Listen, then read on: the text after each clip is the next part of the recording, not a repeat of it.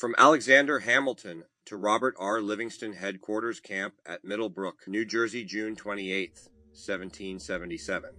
Dear Sir, yours of the 25th came to hand last night.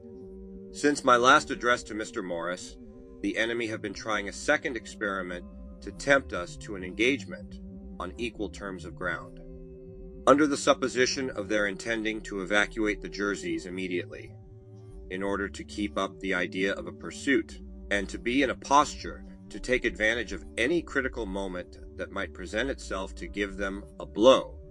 The chief part of our army, after their retreat from Brunswick, was marched down to Quibble town, and parties detached thence further towards the enemy.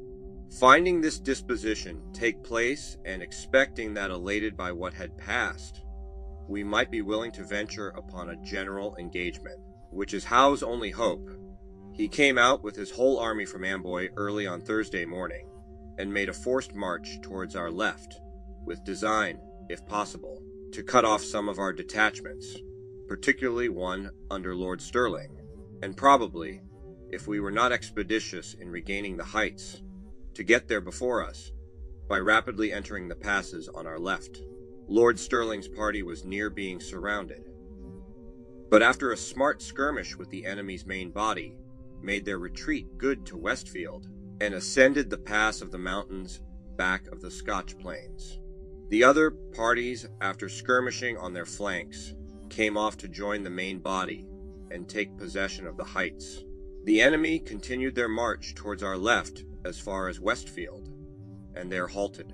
In the meantime, it was judged prudent to return with the army to the mountains, lest it should be their intention to get into them, and force us to fight them on their own terms.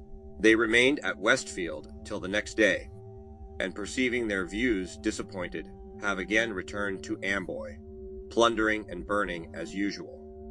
We had parties hanging about them in their return, but they were so much on their guard no favorable opportunity could be found of giving them any material annoyance.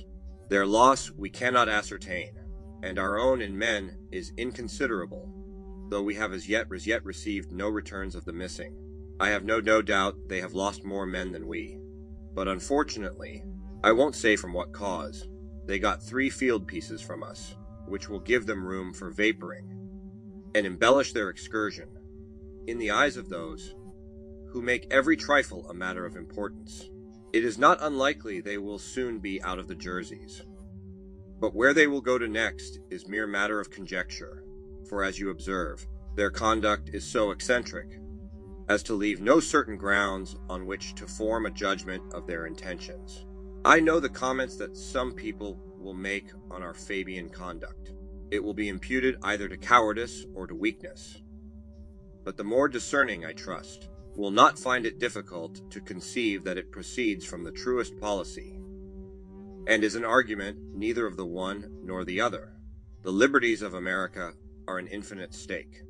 We should not play a desperate game for it, or put it upon the issue of a single cast of the die.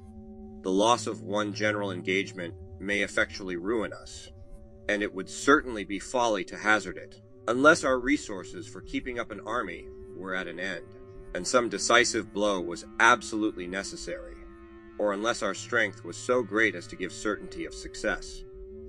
Neither is the case. America can in all probability maintain its army for years, and our numbers, such as would give a reasonable hope of success, are not such as should make us entirely sanguine. A third consideration, did it exist, might make it expedient to risk such an event, the prospect of very great reinforcements to the enemy. But every appearance contradicts this, and affords all reason to believe they will get very inconsiderable accessions of strength this campaign. All the European maritime powers are interested for the defeat of the British arms in America, and will never assist them.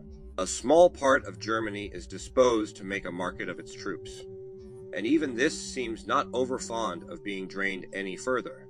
Many springs may be put in motion even to put a stop to this.